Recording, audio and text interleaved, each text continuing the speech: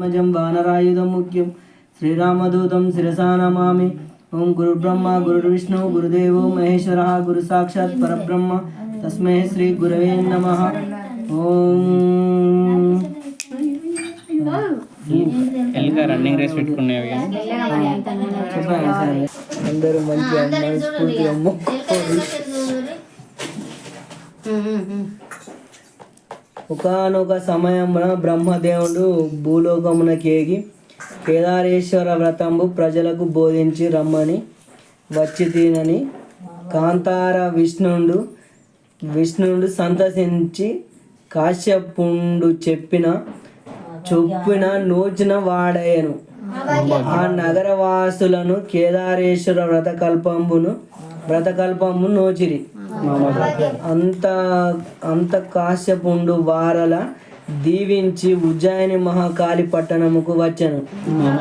ఆ పట్టణమునకు రాజకు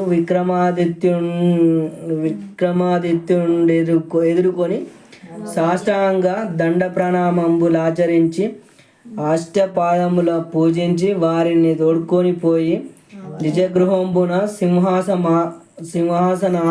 సింహాసనంబులు ఆచరించమని చెప్పింది.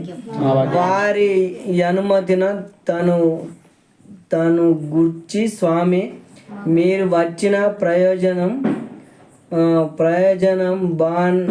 ఆనతి నిమ్మని కాశ్యపుండు బ్రహ్మదేవుని ఆజ్ఞచే భూలోకమున శ్రీ కేదారేశ్వర వ్రతంబు ప్రజలచే నోమింప వచ్చితి అనేను. అంతా రాజు సంతసించి తనను తన నగరం బందరి ప్రజలను నోముమని చెప్పి విదుంబున కేదారేశ్వరుని నిలిపి షాడోపచార పూజంబులు భుజించి యా వ్రతం ఆచరించిరి.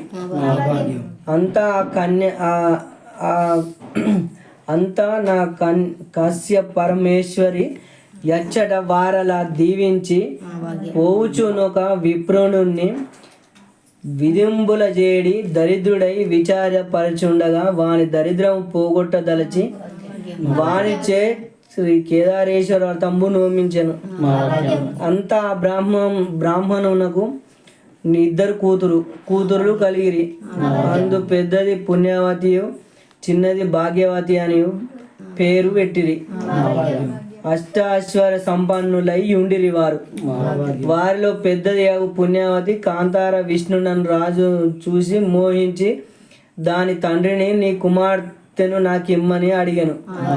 అందుకు బ్రాహ్మణుడు సంతోషించి పిదప నా రాజు సకల సన్నాహములతో వచ్చి పుణ్యవతిని వివాహం బాడికొని పోయాను. అటు వెనుక ఉజ్జయిని మహంకాళి పట్టణమును పాలించి విక్రమాదిత్యుడు వచ్చి భాగ్యవతిని నీ చిన్న కూతురును నాకు ఇమ్మని బ్రాహ్మణుని అడగగా ఆ విప్రముండు సంతోషించెను. పిదప విక్రమాదిత్యుడు సకల సన్నాహములతో వచ్చి భాగ్యవతిని వివాహం ఆడుకొని పోయాను.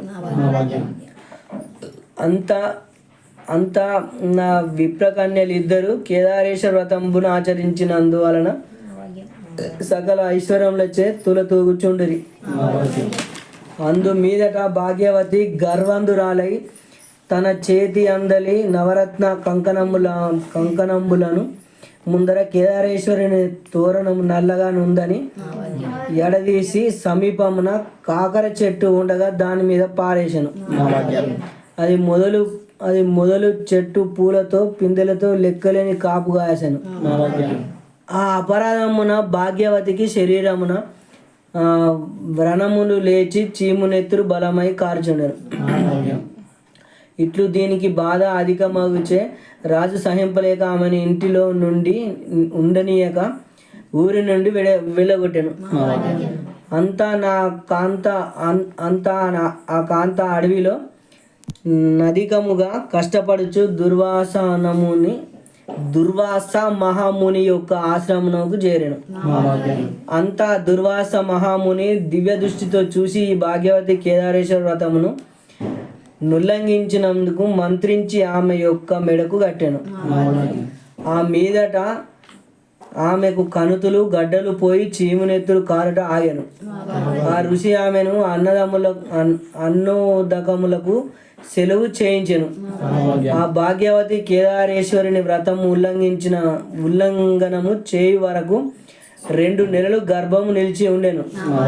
ఆ గర్భము వృద్ధగాంచి 9 మాసములు నిండినంత దుర్వాస ఆశ్రమమున బాలుడు కలిగెను. ఆ శిశువు మహా తేజ సంపన్నుడై ఉండెను. అతనికి జాతక కర్మాదు లాము నిందు నుండి చేయించి విజయసింహ అను పేరు పెట్టెను. ఆ చిన్నవాడు 8 సంవత్సరముల ఈడు కలవాడై, అమ్మ మా తండ్రి ఏడి, మన బంధువులేరి, మన పట్టణం ఏది అని చెప్పు అడగగా, ఆ భాగ్యవతి దుఃఖించి కుమారుని దగ్గరని తీసుకొని, కొడుక నా గతి చొప్పున ఈ కష్టము వచ్చను. మీ పట్టణము ఉజ్జాయిని మహంకాళి పట్టణం. మీ తండ్రి విక్రమాదిత్యుడు, మీ పెద్ద తండ్రి కాంతార విష్ణుడు, మీ పెద్ద తల్లి పుణ్యావతి. నాది కర్మమున మీ తండ్రి సహించక విడలగొట్టగా ఈ మార్గమున వచ్చి ఈ ఆశ్రమం చేరితిని. ఈ మునీశ్వరుడు కరుణించి నా కర్మను విమోచింపజేసెను. ఈ మహర్షి నాకు తల్లియు తండ్రిని అని ఎంచి ఇచట నుండితి నని చెప్పాను. అంతటా ఆ పుత్రుడు తల్లిని గాంచి, అమ్మ నేను పెద్ద తల్లి వద్దకు పోయి వాస్తు వాహనంబుల నడుకొని వచ్చేదనని చెప్పి ఆ మహర్షికి తల్లికి నమస్కరించి అంత బాలకుని దీవించి యాజ్ఞ ఇవ్వగా అతడు బయలుదేరి వెళ్ళాను. పెద్ద తల్లియుండు కాంచి పట్టణంబు చేరి పుణ్యవతి యొక్క గృహమును విచారించుచు పోగా నా గృహద్వారంబును పరిచారకులు అడ్డగించగా వారికి పుణ్యవతి మాకు పెద్ద తల్లి అని చెప్పాను. అంతటా పరిచారకులు పోయి పుణ్యవతికి చెప్పగా నామె వచ్చి బాలకుని చూసి కుశలం బడిగి వానిని అంతఃపురంలోకి కొనిపోయి స్నానం చేయించి భోజనం పెట్టించి వాడు భుజించిన వెనక వానిని చూసి మీకు ఎంత కర్మం వచ్చను అని దినముల నుండి శ్రమపడుచు రాకపోతే రని విచారించి అతన్ని కొన్ని దినములుంచుకొనిను. ఆ తర్వాత నా బాలుడు వెళ్ళుటకు సెలవిమ్మని పెద్ద తల్లిని అడగగా ఆమె సమ్మతించి చాలినంత ద్రవ్యం ఇచ్చి వాని వెంబడి పరిచారకులనిచ్చి పంపాను. అంతటా కేదారేశ్వరుడు కోపించి దారిలో ద్రవ్యమంతయు మాయము చేశాను. దానికి ఆ చిన్నవాడు దుఃఖపడి తిరిగి పెద్ద తల్లి వద్దకు పోయి జరిగిన వృత్తాంతం చెప్పాను. అది విని ఆమె పిల్లవాడిని చింతింపవద్దని చెప్పి కొన్ని దినములుంచుకొని మరలా కొంత ద్రవ్యం ఇచ్చి పంపాను. అంతటా వాడు కొంత దూరము వచ్చి ఆకలి కొని అచ్చట ఒక కొలనుండగా దాని గట్టిన ద్రవ్యమును పెట్టుకొని భోజనము చేయుచుండగా వాయుదేవుడు వచ్చి ద్రవ్యమంతా కొలంలో పడవేశాను. అంతా నా చిన్నవాడు చూసి దుఃఖపడి తిరిగి కాంచీపట్టణంకు వచ్చి తన పెద్ద తల్లికి జరిగిన స్థితి కొంత తెలియజెప్పాను. అది విన్న ఆమె వారిని కొన్ని దినములుంచుకొని మరలా కొంత ద్రవ్యం ఇచ్చి పంపాను. అంతటా వాడు వచ్చుచుండగా త్రోవలో కొందరు దొంగలు వాని ద్రవ్యము దోచుకొని పోయిరి. దానికి వాడు దుఃఖపడి ఏదీ తోచక విచారపడుచుండగా నోమిన వారికి నోము కొద్ది నోమని వారికి నోమని వారికి ఎట్లు కష్టంబులు కలుగును అని ఆకాశవాణి పలికెను. అది విని చిన్నవాడు తిరిగి పెద్ద తల్లి వద్దకు పోయి ఆమెకు దొంగలు కొట్టిన సంగతి ఆకాశవాణి పలికిన మాటలు చెప్పాను. ఆకాశవాణి పలుకులు గురించి పెద్దలను అడగగా వారి యోచించి నీ తల్లి ఏ వ్రతమునైనా ఉల్లంఘనము చేసి ఉండునని పలికిరి. అంతా నా పుణ్యవతి చిన్నవారిని చూసి మీ తల్లి కేదారేశ్వర వ్రతము నోముచున్నదా అని అడగగా దానికి ఆ చిన్నవాడు నేను ఎరుగను, ముందేమి నోమేదో కానీ నేను ఎరిగినప్పటి నుండి ఆమె నోముట లేదని చెప్పాను. దాని మీద ఆమె విచారించి వారిచే నోమించి కేదారేశ్వరుని తోరణము వాని మెడకు వేసి వానికి ద్రవ్యం ఇచ్చి పంపాను. వాడు మునుపటి మార్గమున వచ్చుచు కొలను వద్దకు వచ్చి యాకలి కొని భోజనం చేయుచుండగా కేదారేశ్వరుడు దర్శనమిచ్చి నీ సొమ్ము మాకెందుకని చెప్పి మునుపు దారిలో మాయం చేసిన ధనము తెచ్చి ఇచ్చాను. అది కొని సంతోషించి వచ్చుచుండగా వాయుదేవుడు వచ్చి నీ ద్రవ్యం మాకెందుకని వానికి ఇచ్చాను. తిరిగి కొంత దూరం వచ్చేసరికి దొంగలు కూడా తాము ముందు పిల్లవాని వద్ద దొంగలించిన ధనమును కూడా తెచ్చి ఇచ్చిరి. అందుకు వాడు మిక్కిలి సంతోషపడి వచ్చుచుండగా వాని తండ్రియాగు విక్రమాదిత్యుడు వేటకై వచ్చి ఆ మార్గమున నుండి ఆ చిన్నవాడిని గాంచి అతని తేజస్సును ఆశ్చర్యపడి ఇతడెవరు కుమారుడు విచారించుడని పరిచాలకు ఆజ్ఞ ఇచ్చాను. అంత వార రాతాన్ని గాంచి విచారించి వారిని వెంటబెట్టుకొని రాజు వద్దకు తీసుకొని వచ్చి మీరు ఎవరి కుమారులను అడగగా మా పెద్ద తండ్రి కాంతార విష్ణుడు, మా పెద్ద తల్లి పుణ్యావతి, మా తండ్రి విక్రమాదిత్యుడు, మా తల్లి భాగ్యవతి, మా పట్టణం ఉజ్జయిని మహంకాళి అని చెప్పాను. అది విని రాజు తన కుమారుడేనని నమ్మి వారిని కౌరించుకొని కొంత తడుపు చింతించి మీరు ఎచ్చటనున్నారని అడగగా ఆ చిన్నవాడు మేము దుర్వాస మహాముని ఆశ్రమమున నున్నామని చెప్పాను.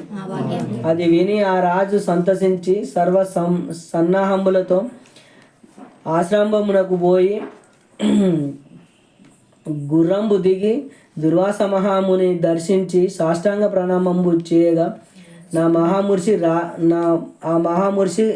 మహాఋషి రాజును గూర్చుండజేసి కుశలం బడిగి పరిచారిక సహితుండగు రాజునకు భోజనము పెట్టించి కర్పూర సహితంబగు తాంబూలమిచ్చి రాజుగారిని గాంచి శ్రీ భాగ్యవతి కేదారేశ్వర వ్రతంబు ఉల్లంఘనం చేసినందున ఇట్టి అవస్థ ఘటించెను. ఆ నోమించమని చెప్పాను. అది విని రాజు సంతోషించి ఆ మహర్షికి నమస్కరించి ఆ ఋషి దీవెనలను తీసుకొని అక్కడి నుండి సెలవు తీసుకొని భార్య పుత్ర సహితుడై వెడలి కాంచి పట్టణముకు రాగా కాంతార విష్ణువుడు ఎదుర్కొని తన గృహమునకు తీసుకొని పోయి భోజనములు చేయించగా సంతసించి అచ్చటి నుండి వెడలి తన పట్టణముకు సకల సన్నాహంతో ప్రవేశించను. ఆ పట్టణ జనులందరూ సంతోషించి మంగళహారతులు ఇచ్చిరి. ఆ రాజు వారిని మన్నించి తన గృహములు ప్రవేశించి సుఖమునను ఉండరు.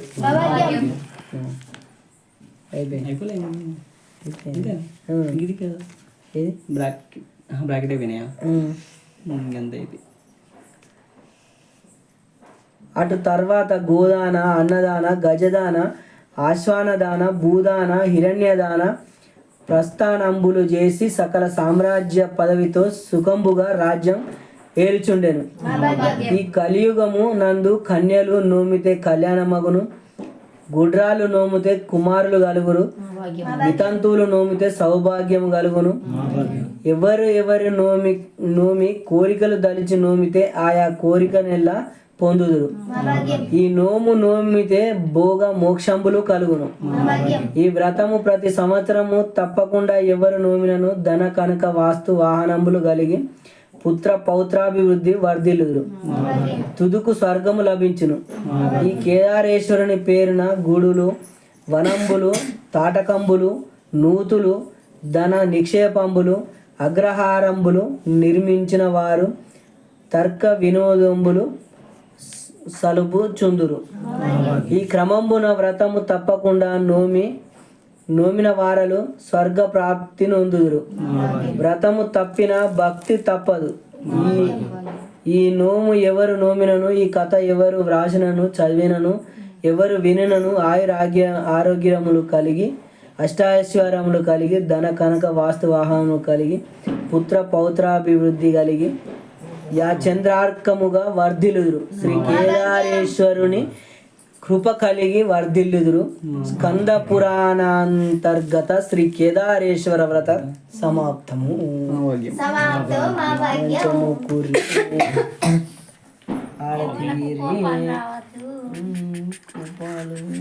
తెప్పిస్తే వస్తాయి.